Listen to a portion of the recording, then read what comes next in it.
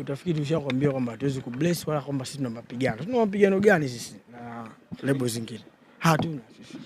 Sisi ni kazi tu tunafanya.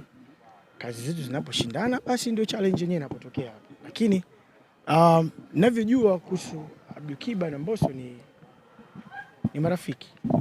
Ni marafiki muda mrefu hata kabla Mbosso hajasainiwa huko. Kwa kufanya kazi kwao mimi huwa na bless kazi zote za wasanii wangu. Waniletee tu kazi nzuri. Nzuri tu ambayo mimi pia inaniingizia pesa. Hicho ndio ninachotamani. Hakuna kazi ambayo nitainini. Sijui labda amefanya msanii fulani, hapana. Mbona sisi tu huwa tunazungumza?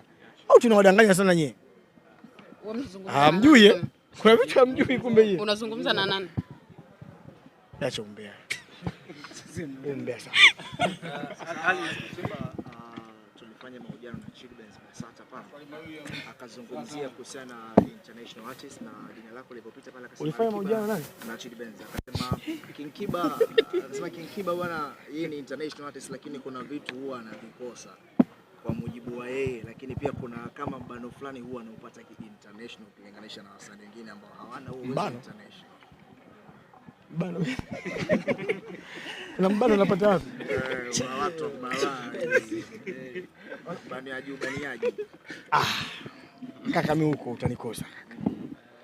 Unaponitafuta utanikosa. Mimi sijasema mambo ya kubanana. Hapo mabano gani hayo? Mabano gani unazungumzia? International. International ni it's a matter of time. Ni muda tu. Unajua kila msanii anakuwa na strategy zake. Ikifikia wakati mtatuona nani